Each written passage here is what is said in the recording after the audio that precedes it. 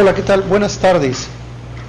Vamos a iniciar nuestra sesión de este día, martes 24 de julio, abordando un tema bastante complejo y además importante. Sabemos que una herida es toda pérdida de continuidad en la piel como consecuencia de una agresión a este tejido, existiendo riesgo de infección y posibilidad de lesiones en órganos o tejidos adyacentes como el músculo, nervios y vasos sanguíneos, etc. Precisamente por eso es que queremos abordar este tan importante problema, y para ello tenemos con nosotros a la doctora Patricia Cerón García, especialista en cirugía general y adscrita a Telemedicina de Oaxaca, para que comparta con ustedes este tema donde ella tratará las heridas crónicas y complejas. Esperemos que sea de mucho interés para ustedes y le damos la bienvenida a la doctora Patricia. Doctora, muy amable por estar con nosotros. Adelante, por favor.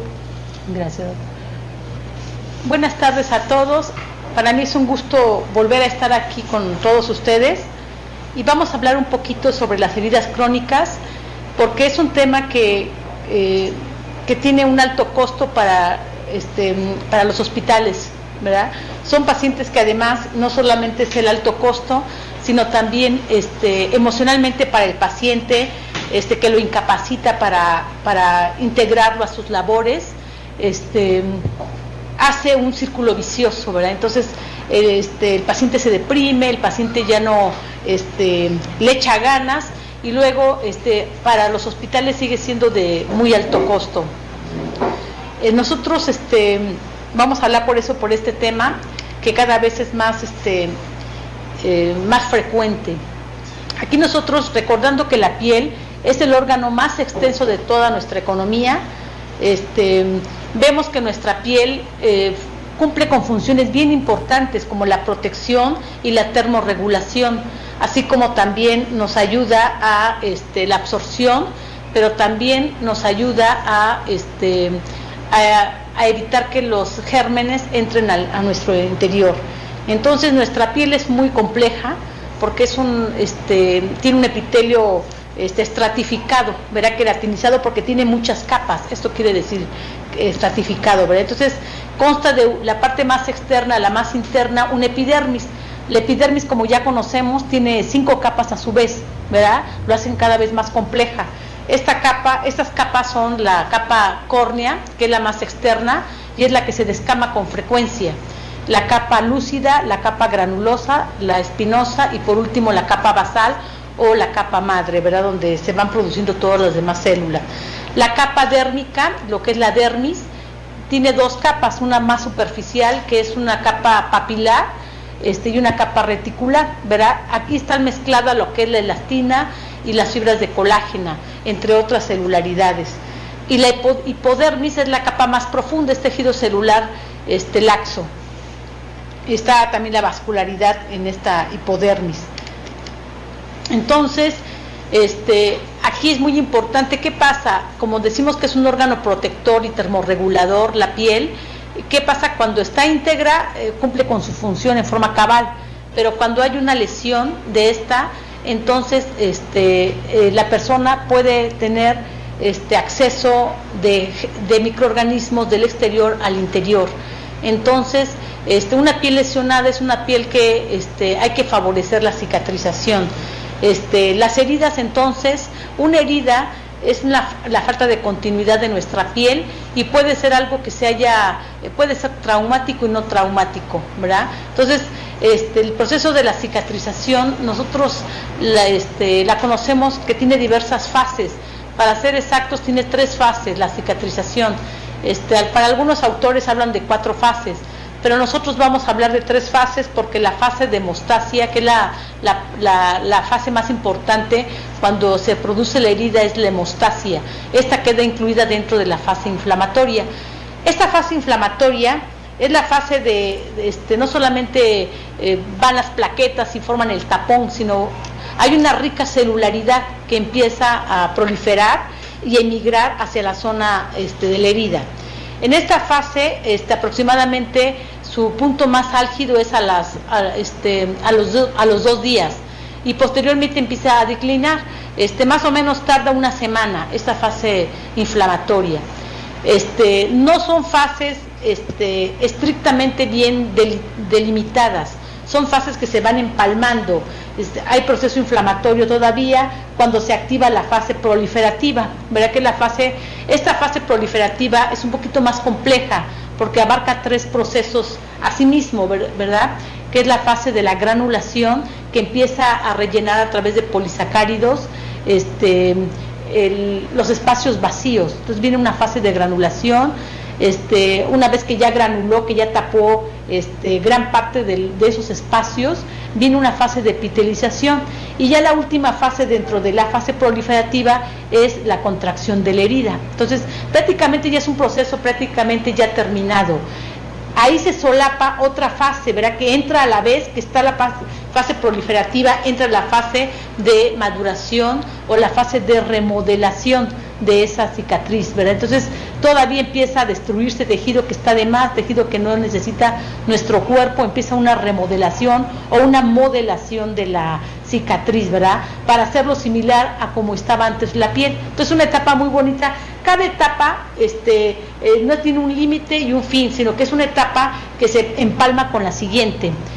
Aproximadamente con fines didácticos, con fines prácticos, podemos decir que la primera fase, que es la inflamatoria, tarda hasta una semana, 5 o 7 días, y la fase proliferativa se extiende hasta por lo menos 14 días, 14 días, 20 días, y ya empieza la fase de maduración que culmina con el mes. ¿Qué pasa?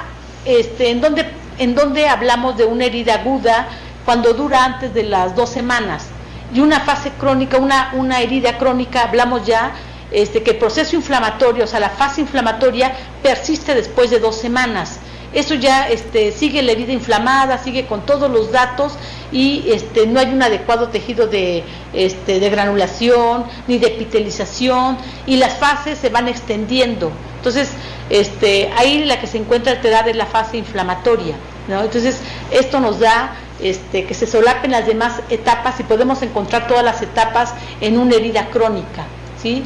Una herida crónica nos crea un gran conflicto, nos crea un gran problema, porque una persona con una herida crónica no puede trabajar, no puede, emocionalmente el paciente no puede continuar con sus actividades. Entonces aquí rápidamente tenemos lo que es la fase inflamatoria. Les comentaba que a las 48 horas, 2 días, empieza la parte más intensa de esta fase inflamatoria, y ya después viene su declinación, ¿verdad? En la fase de proliferación aquí vemos todos los procesos. Hay un proceso de la formación de vasos nuevos, la angiogénesis, ¿verdad? Aquí se da en esta fase, y en la maduración es más que nada ya la remodelación o modelación del tejido. Aquí implica mucha celularidad, ¿sí? Entonces, ¿qué vamos a ver? ¿Cuáles son las úlceras que más nos llevan a la cronicidad y a la complejidad? Son las las siguientes. Entonces el pie diabético es una de las úlceras que nos crea grandes problemas en la cicatrización. Vamos a ver por qué. Las úlceras vasculares, que son las venosas, y las arteriales por lo mismo también, y las úlceras por presión o por decúbito, ¿verdad? Que también son las úlceras que más nos llevan a la cronicidad y a la complejidad.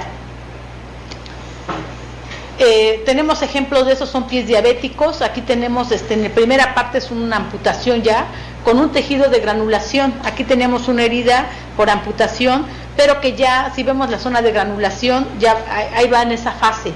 En la otra tenemos una placa, si ven esa zona amarilla, ese exfacelo, es una película de biofilm, que es polisacáridos con bacterias, incluso hongos, microorganismos que se van agregando a esa malla o a esa red, que hace más crónica esa herida, ¿no? Entonces hay que irla desprendiendo, hay que irla quitando. Es una película, nosotros la conocemos como biofilm, y esto hace que también una herida no cicatrice. Entonces esto es muy importante. Entonces, ¿qué es lo que tenemos que evaluar? Entonces no solamente nosotros vamos a evaluar la herida, ¿sí?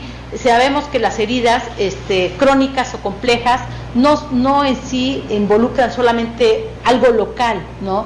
Tenemos que evaluar la parte sistémica del paciente, ¿sí? Todos sus antecedentes son importantes para encontrar la causa por la cual no está teniendo una cicatrización adecuada esta persona. Entonces, son causas sistémicas, algunos las mencionan como intrínsecas propias de cada paciente, otras causas son las locales propias de la herida, un mal manejo, cuerpos extraños, ya lo vamos a ver, procesos infecciosos que no se controlaron al inicio y que nos llevan a una herida crónica. Entonces pueden ser procesos locales y principalmente son estos factores. Entonces aquí vamos a manejar la integridad de una herida, ¿no? Vamos a ver, ¿qué vamos a evaluar entonces? Vamos a evaluar 4 puntos importantes, ¿verdad? Vamos a ver, a través de una historia clínica completa, vamos a ver los antecedentes del paciente, todos, ¿verdad? Todos los que, si es diabético, es hipertenso, fumador, alcohólico, todos sus antecedentes nos van a servir, o tiene enfermedades crónico-degenerativas, otras enfermedades o inmunológicas o alteraciones de la colágena. Todo esto nos interesa para poderlo ver desde un todo, ¿verdad? Si nosotros nada más nos enfocamos a la parte de la herida, pues no vamos a tener el resultado que queremos, ¿verdad? Y lo que vamos a ocasionar que esta herida crónica se vuelva cada vez más compleja. Entonces, tenemos que valorarlo integralmente a través de lo que ustedes ya conocen, que es la historia clínica. Luego, en segundo lugar, vamos a tratar de encontrar la causa que produce esta cronicidad en la herida o esta complejidad en la herida. ¿Sí? Vamos a ver qué es lo que lo está. A lo mejor es un paciente diabético que está siendo descompensado, o es un paciente que tiene una infección. Entonces vamos a tratar de buscar la causa para ayudarle al paciente a poder a que pronto sane esa herida. Vamos a hacer cuidados generales y los cuidados locales sobre la herida. Vamos a ver entonces en la valoración integral qué necesitamos. Pues vamos a ver entonces qué en su examen físico qué más encontramos en el paciente, cómo están los pulsos, cómo está la circulación, cómo está la sensibilidad en ese paciente. Si es un paciente diabético, qué grado de neuropatía tiene este paciente. También vamos a valorar su estado nutricional, si hay anemia, no hay anemia. Todo esto es muy importante para nosotros. La valoración del paciente en su aspecto emocional también es muy importante para poderlo ayudar un poquito más. O sea, el manejo es, si se dan cuenta, multidisciplinario, no nada más es de una sola persona. Aquí tenemos que intervenir mucho personal y se hace, así como la herida es más complejo también la intervención de estos pacientes. El alivio de la causa, vamos a ver si es un paciente que está postrado, que no se levanta, que está, vamos a ver si esta fue la causa. Si es por ejemplo una úlcera por presión, pues vamos a poder ayudar con el origen de esta úlcera. Si es un descontrol hiperglicémico, un paciente que no se controla. Cada vez vemos pacientes jóvenes con diabetes y que no se apegan a sus tratamientos. También vemos a los hipertensos que no se apegan a los tratamientos, ¿sí? Entonces, se hace un círculo vicioso, ¿verdad? El paciente no se controla, ella empieza a tener cierta neuropatía, el mismo zapato a lo mejor oprime a nivel del pie, y se hace una úlcera. El paciente ya no siente porque está disminuido su sensibilidad, no se controla en su glucosa, luego se le infecta la herida y es un círculo vicioso muy difícil de combatir. Entonces, todo esto hay que valorar desde el inicio, hay que tener en cuenta todo esto. Tratamiento de los riesgos, de factores de riesgo y las enfermedades que se van asociando. Los cuidados de la piel generales, vamos a ver los cuidados de la piel, el soporte nutricional, el tratamiento del dolor también aquí es importante y el soporte emocional. Por eso es un manejo integral desde el inicio, multidisciplinario. Y aquí en los cuidados locales, el retirar los apósitos de las heridas, hay que hacerlo con mucho cuidado, tratando de evitar que se lastime o se desprenda la fase granular de las heridas, ¿verdad? Porque lastimamos estas capas que se van formando con mucha dificultad. Si nosotros agresivamente quitamos los apósitos, lastimamos esa parte. Vamos a evaluar el grado de limpieza que tiene, si hay que debridar algo, ya vamos viendo. Imagínense, hasta aquí vimos todo lo exterior, todo lo que es el paciente, y nos fuimos hasta la parte de la herida. No empezamos a ver la herida y de ahí nos fuimos al resto del paciente. Primero lo empezamos a ver como un todo y fuimos empezándolo a controlar y a cuidar, y posteriormente nos haremos cargo de la herida para que tengamos éxito. Si hay una infección, pues vamos a controlarla y vamos a ver cuál es lo mejor para el cuidado local de la herida. Entonces, aquí es muy importante que nosotros ya tengamos hojas donde hablemos del triángulo de la evaluación de la herida. Se supone que ya evaluamos integralmente a nuestro paciente, y ahorita, en base a esto, nos vamos a enfocar en la última parte, ¿verdad?, de los cuidados locales, en el triángulo de la evaluación de la herida. ¿Qué vamos a evaluar de una herida? Vamos a evaluar el hecho aquí dice de la úlcera, vamos a hablar de una herida, el hecho de la herida, vamos a ver cómo está. Ahorita vamos a ver qué puntos tenemos que concentrarnos. Vamos a evaluar el borde de la herida, y por último todo el tejido que está alrededor de esa herida. Estos 3 puntos los tenemos que evaluar, pero sobre todo los tenemos que consignar en el expediente, ¿no? No nada más decir es una herida necrosada, es una herida, no, hay que especificar. Por eso es muy importante, y ya en muchos hospitales están llevándose a cabo esta evaluación, se llama triángulo de la evaluación de la herida. En el hecho de la herida vamos a evaluar el tipo de tejido que tiene en la profundidad, ¿verdad? Es necrótico, es esfacelo, a lo mejor es una placa como vimos al principio de biofilm, o vemos muy exceso de tejido de granulación que tampoco nos ayuda a la epitelización, o vemos exceso de epitelización también. Entonces, todo eso lo tenemos que evaluar. ¿Qué vemos en la profundidad o en el lecho de la herida? ¿Qué es lo que estamos observando? ¿Hay exudados o no hay exudados?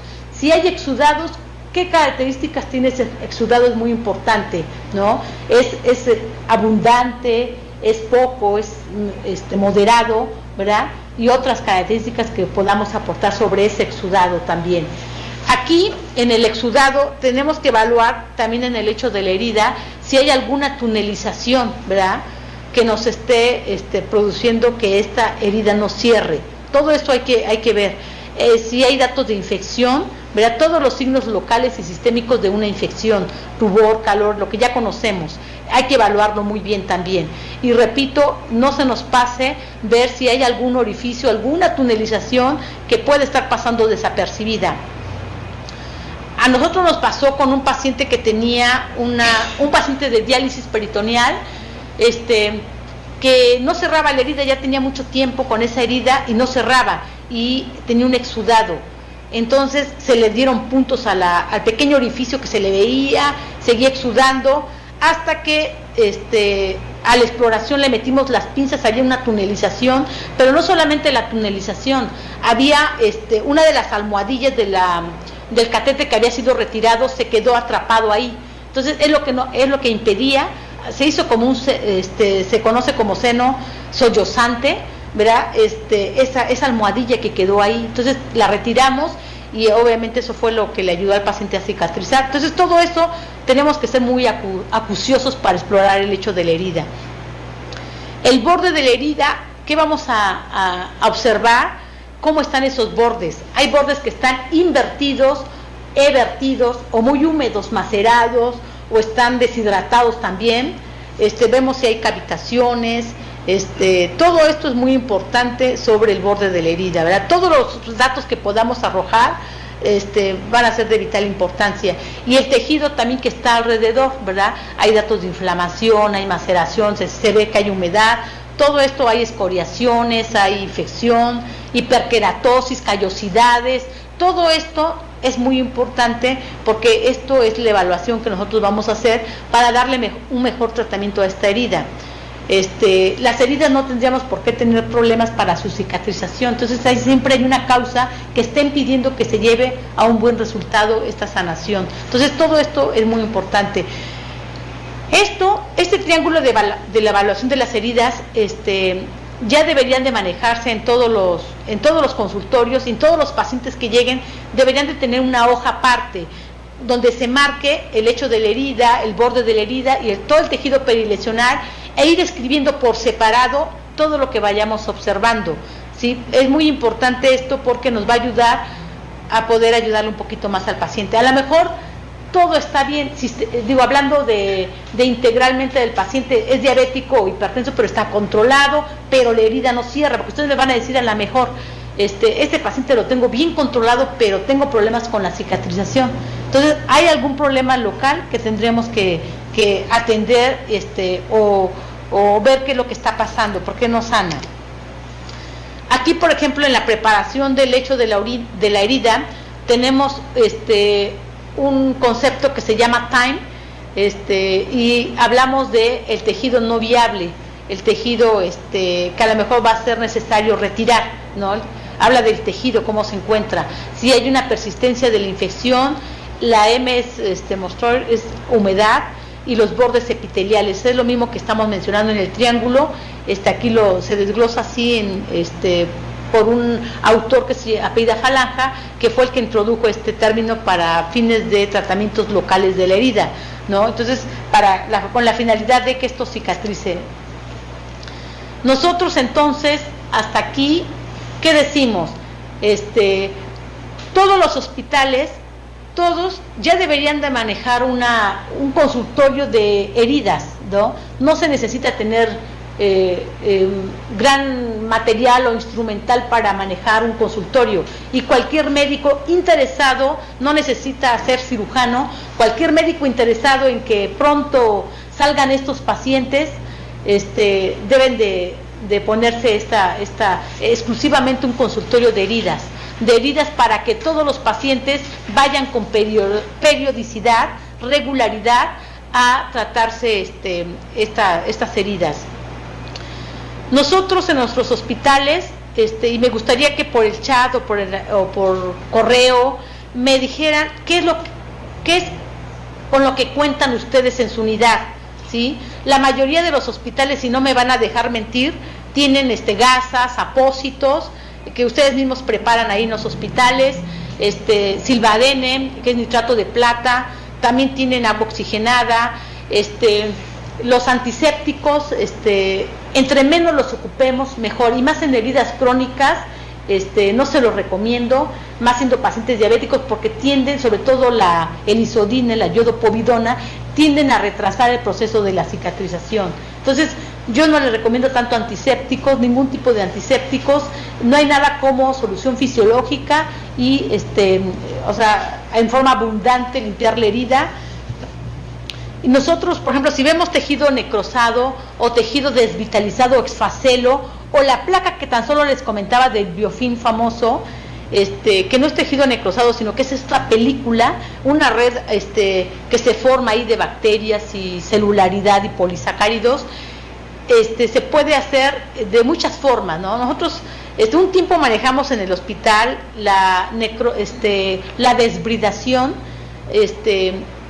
la desbridación biológica, que era a través de larvas. Un tiempo se ocupó y se hizo un proyecto con esto. También tenemos la desbridación con mecánica. Mecánica es únicamente ocupar una gasa, bastante solución, y prácticamente con la gasa es raspar el tejido tratando de quitar lo más que se pueda, sobre todo de esas placas de biofilm que les comento, tratar de quitarla a través con la gasa nada más, solución fisiológica, a lo mejor si tienen agua oxigenada, con agüita oxigenada para desprender todos esos detritus y limpiar lo más que se puede el tejido. Cuando ya ocupamos tijeras o pinzas o alguna instrumentación, hablamos de una desbridación quirúrgica, ya es un poquito más elaborada, y generalmente necesitamos de analgésicos o algún anestésico, y lo hacemos en quirófano, ya cuando ocupamos algún tipo de instrumentación. También se puede hacer a nivel de consultorio, depende del tamaño y de lo que queramos quitar. Entre más limpiemos el tejido, mejor, ¿verdad? Hay ahorita han salido muchos productos nuevos en el comercio en general, que son productos enzimáticos, que en forma de cremas o de geles, que untados en la herida, en el biofilm o en el esfacelo o en el tejido necrosado, va destruyendo, usa una autólisis de ese tejido, lo va quitando, ¿verdad? Entonces, a lo mejor nosotros de primera intención hacemos una desbridación quirúrgica o mecánica, y posteriormente, para que ya no se vuelva a formar, dejamos esta cremita, que es un producto enzimático que va a seguir destruyendo esta capa de biofilm o de lo que sea de tejido necrosado, para que pueda limpiarse aún más el tejido. Y ya se pone el apósito. De los apósitos tenemos apósitos primarios que van directamente sobre la herida, y los apósitos secundarios son los que van arriba de estos apósitos primarios. Por ejemplo, estoy pensando en una gasa, ¿no? Le pusimos Silvadem, le pusimos una gasa a una herida, y arriba de esa gasa, verá que va a quedar impregnada del Silvadem o del nitrato de plata, le ponemos un apósito. Entonces la gasa en este momento, en este caso, sería un apósito primario, impregnado a lo mejor ya de macrodacin, lo que tengamos en nuestra unidad, o de nitrato de plata. Lo pegamos a la herida y le ponemos el apósito secundario, que es la parte más seca. No tiene un adherible, pero nosotros le ponemos un vendaje y así lo podemos dejar. ¿Cada qué tiempo se recomienda? Cada 72 horas irlo cambiando. No se recomienda todos los días estar haciendo curaciones, sobre todo en heridas crónicas complejas, porque no permitimos que el cuerpo actúe, ¿verdad? Que el cuerpo dé tiempo a esa cicatrización. ¿Cuál sería un apósito ideal que no tenemos hasta la fecha? El apósito ideal tendría que ser un apósito que cree un ambiente húmedo, ¿verdad? Una humedad adecuada que permita la migración de células y la cicatrización. Entonces, eso sería un apósito ideal, que promueva la cicatrización también, ¿no? Que no se adhiera a la herida, que sea difícil luego de despegar, eso no quisiéramos, ¿no? Que reduzca los traumas, que sea a lo mejor acolchonado, que nos impida que el paciente se esté traumatizando, que absorban los exudados excesivos, que mantenga un intercambio gaseoso con el exterior, ¿verdad? Que permita la respiración, digamos, de la herida, que sea impermeable a los microorganismos, que sea de fácil uso y además de un costo que el paciente lo pueda tener. Eso sería un apósito ideal. No lo tenemos. Tenemos muchos apósitos en el mercado. Hay apósitos, ya les decía yo, que primarios y secundarios, pero también hay apósitos. Algunos tienen ya nitrato de plata, algunos tienen algún tipo incluso de analgésicos, ibuprofenos, que ya nos permite controlar la infección o controlar el dolor del paciente, o el exceso de exudado. Hay heridas muy secas, entonces hay apósitos húmedos que nos permiten mantener la humedad de la herida, o al contrario, hay apósitos muy absorbentes. O sea, hay de todo en el mercado, ¿sí? Nada más que tienen un valor elevado, hablando de económico, cuestan mucho, ¿verdad? Por ejemplo, un apósito, un simple apósito te puede llegar a salir en 200, 300 pesos. O sea, no es cómodo para la mayor parte de la gente estarse cambiando cada 72 horas un apósito que le costó 200. Entonces, ni siquiera en el hospital grande donde nosotros trabajamos tenemos apósitos de ese tipo. Nosotros tenemos lo que ustedes tienen también, ¿no? El agua oxigenada, el macrodacin, las gasas, los apósitos habituales, pero ya apósitos con algún tipo de enzimas o algún tipo de colagenasas o colágeno, no lo tenemos en el hospital porque, repito, son de alto costo. Aquí es una gráfica que habla un poquito de esta es una parte de todos los apósitos que podemos encontrar, ¿sí? Hay mucho más apósitos, y cada apósito, hay algunos que son adheribles, otros que no son adheribles. Entonces, cada apósito tiene sus especificaciones y va para ciertas heridas. Si nosotros no tenemos bien evaluada nuestra herida con el triángulo de la evaluación, nosotros no vamos incluso a saber qué tipo de apósito le vamos a poner al paciente, qué tipo de apósito vas a hacerle comprar, porque hay pacientes, por ejemplo, que nos dicen: doctora, usted escríbame el nombre del apósito y yo lo compro, ¿no? Pero si no conoces bien qué tipo de herida tiene el paciente, no has hecho el triángulo de la evaluación, no vas a poderle indicar cuál es más recomendable para esa persona. Este apósito, no con el que empieza va a terminar, a lo mejor va cambiando, porque a lo mejor al principio tenía todavía mucho esfacelo, mucho capa de biofilm, y a lo mejor necesitaba un apósito con enzimas. Posteriormente va mejorando, hay más tejido de granulación, se ve más limpio y ya no exuda tanto. A lo mejor necesitas un apósito que sea absorbente moderadamente, porque no está haciendo mucho exudado el paciente, y vas cambiando el apósito según va avanzando la herida también. Entonces es muy importante el triángulo de evaluación al inicio, y posteriormente tienes que ir evaluando tu herida, cómo va evolucionando, cómo va mejorando.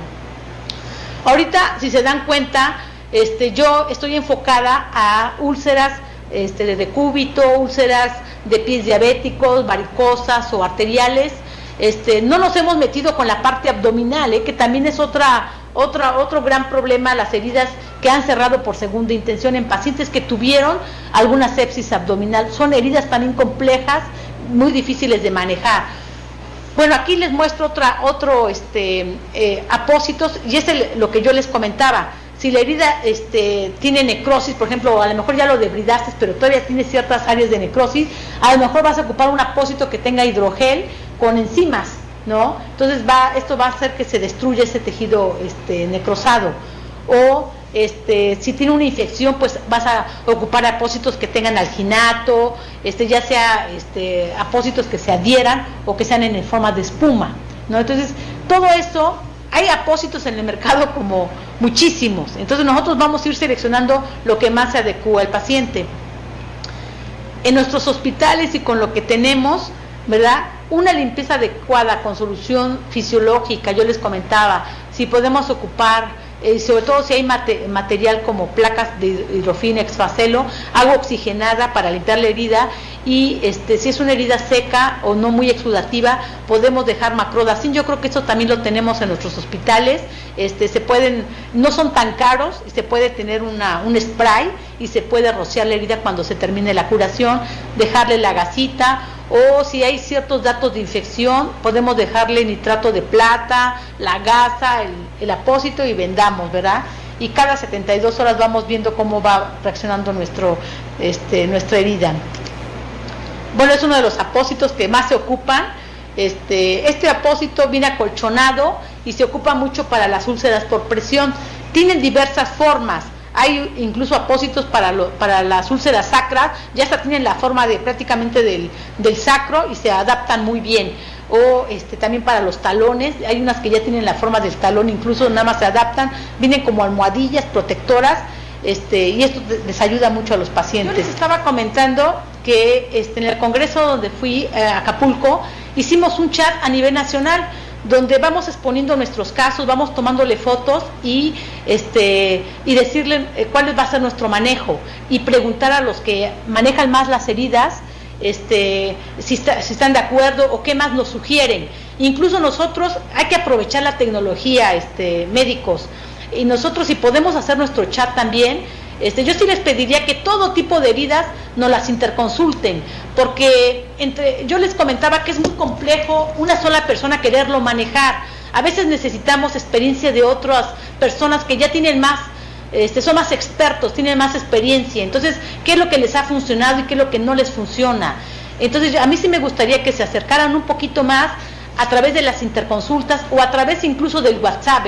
El WhatsApp ya se ha vuelto una herramienta bien importante. Yo pertenezco a este chat de heridas crónicas y complejas a nivel nacional, y constantemente, por ejemplo, el doctor de Tamaulipas tiene un problema ahí con un paciente que no cicatriza, y ya lo lanza al chat, y ya entonces ayudamos a que este paciente, con nuestras ideas, con nuestra experiencia, pueda mejorar. Entonces, eso nos ha funcionado bastante bien. Incluso nosotros, su servidora ha lanzado también imágenes de pacientes que han costado mucho y que estamos muy interesados en sanar sus heridas.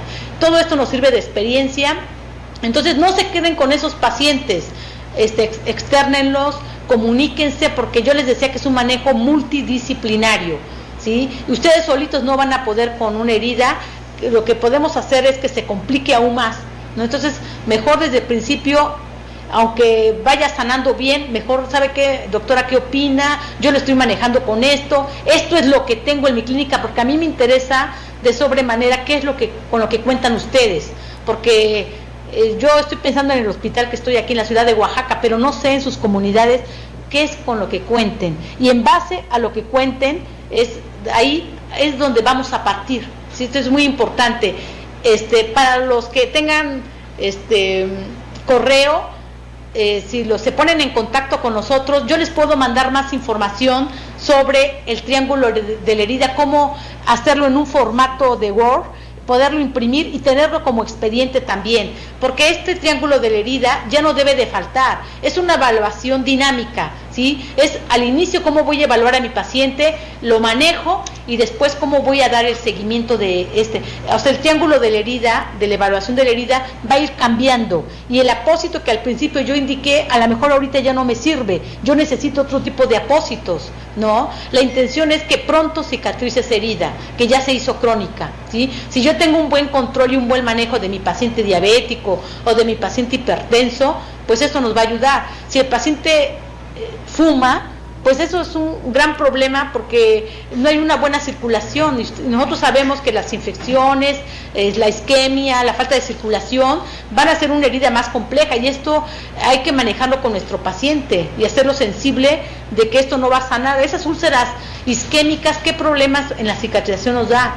¿No? Entonces todo esto tenemos que evaluarlo bien. No todos los pacientes van a necesitar revascularización ni que lo vea el angiólogo. Hay pacientes que no van a necesitar esto, pero hay que evaluar muy bien todo, hacer una evaluación integral y sobre todo del triángulo de la herida.